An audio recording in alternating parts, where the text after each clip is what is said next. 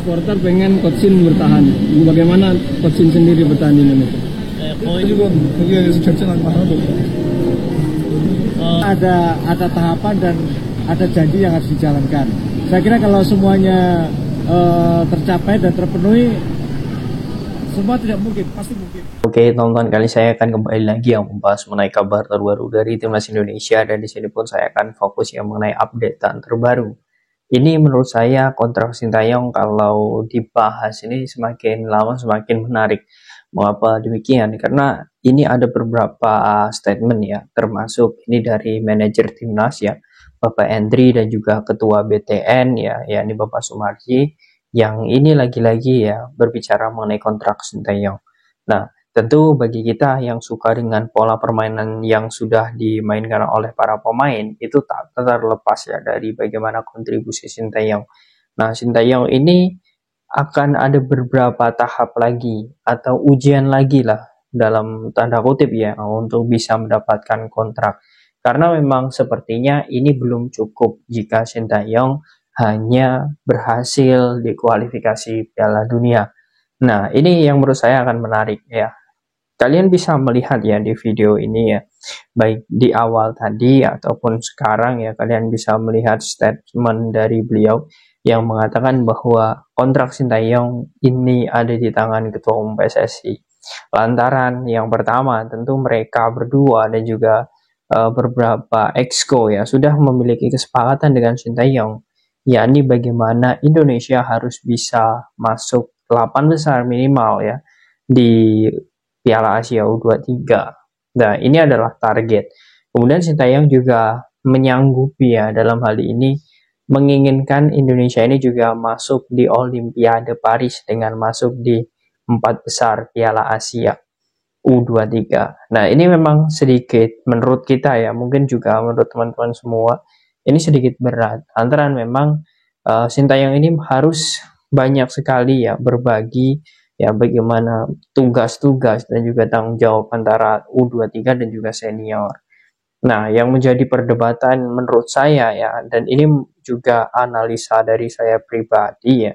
Di sini kalau melihat bagaimana progres dan juga event yang harus ditunggu, ini yang bisa menjadi pertimbangan bagaimana kontrak Sintayong akan diperpanjang atau tidak. Ya, menurut saya tetap kualifikasi Piala Dunia. Karena apa ya, ini adalah event tertinggi menurut saya untuk bisa tembus ke Piala Dunia, itu lewat jalur kualifikasi. Dan Indonesia saat ini sedang diproses yang benar. Sedangkan kalau timnas U23 ya untuk Piala Asia ya, ini kalau dilihat dari beberapa aspek pun ini bukan kalender FIFA. Kalaupun ya Indonesia bisa masuk ke 8 besar, ya imbasnya tentu hanya beberapa media ya dan juga mungkin anggapan dari negara-negara lain tentang Indonesia itu sudah mulai positif, tetapi dari segi peringkat FIFA ya itu tidak akan berpengaruh saat ini. Yang sangat berpengaruh ya ini adalah kualifikasi Piala Dunia ini, terbukti saat ini sudah di peringkat 134. Nah, ini salah satu bukti keberhasilan Sintayong. Dan seperti yang dikatakan oleh ini teman-teman ya, Bapak Sumarji ya, bahwa hari-hari ini atau beberapa bulan ini Sintayong sudah melakukan progres yang bagus. Ini juga bisa menjadi pertimbangan. Kalau menurut saya bukan hanya bulan-bulan ini ya, karena Sintayong ini sudah bekerja maksimal ya dari potong generasi, kemudian menyiapkan kerangka tim, kemudian juga menambah beberapa pemain keturunan. Nah, itu adalah sebuah proses.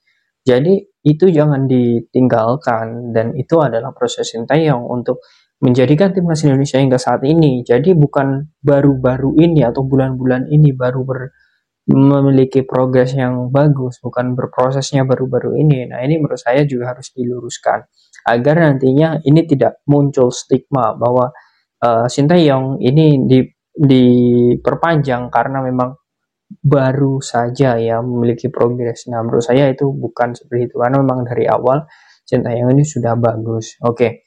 Kemudian ini yang menjadi poin penting juga yang ingin saya bahas ya mengenai kontrak Sintayong. Kalau memang nanti ya untuk Piala Asia U23 ini kita tidak memenuhi target, tentu ada punishment ya, atau ya dalam tanda kutip mungkin hukuman lah, atau sebuah warning bagi Sintayong ya, karena memang targetnya itu tidak sesuai atau tidak tercapai. Tetapi lagi-lagi kalau memang PSSI itu dalam tanda kutip ya memecah Sintayong karena tidak lolos ke 8 besar di U23 kali ini ya, menurut saya juga sangat blundernya itu kepada pecinta sepak bola yang memang memiliki analisa tajam, analisa mendalam, yang sangat cinta dengan sepak bola nasional, juga pasti akan mengkritisi kebijakan dan juga keputusan PSSI ketika Sintayong gagal U23 ya, lalu dipecat.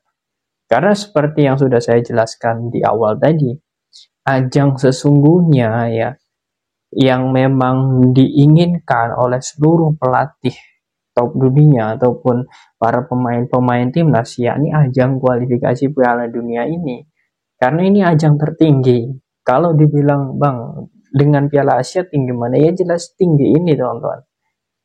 Dan kalau melihat ya peluang Indonesia untuk Piala Asia 2027, kita sekarang sudah mendapatkan tiket, jadi kita tidak perlu besok-besok lagi ikut kualifikasi Piala Asia lagi, ya, ataupun ke babak playoff seperti kemarin harus melawan China Taipei, ya, itu tidak perlu lagi kita sekarang ya hanya fokus ya ke Piala Asia 2027 karena kita sudah masuk ya, sudah bisa lah bisa dikatakan kita sudah hampir pasti masuk di ronde ketiga, asal nanti tidak meleset saat melawan Filipina dan juga Irak. Dan menurut saya kita hanya butuh 1 poin saja kok. Jadi kalau misal ini hitung-hitungannya ya, misal kita kalah lawan Irak kemudian kita imbang lawan Filipina, itu kita bisa lolos, masih tetap lolos di Piala Asia karena kita sudah masuk di ronde ketiga kualifikasi Piala Dunia. Artinya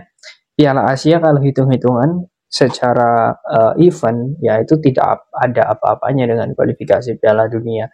Jadi menurut saya agak rancu ya, dan juga menurut saya juga agak lucu jika Sintayong ini diputus kontrak karena dia gagal di AFC ya, atau kualifikasi, mohon maaf, di Piala Asia U23 ini.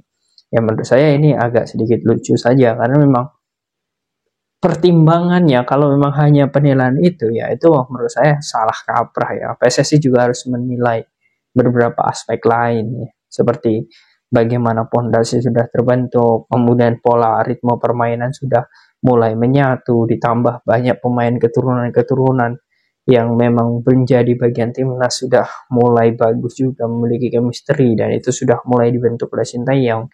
Yang menurut saya untuk perpanjangan itu sangat pantas ya. Ya kalau dibilang pantas tidaknya mungkin ada beberapa yang kontra ya, baik itu pengamat dan lain sebagainya, tetapi ya inilah sepak bola, artinya kita beda pemikiran, kemudian beda analisa, itu tidak masalah.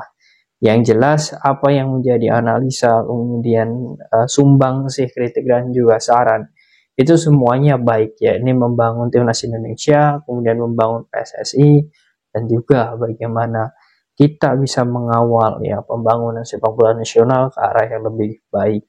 Nah, bagaimana menurut kalian teman-teman dengan beberapa statement dari manajer timnas ya?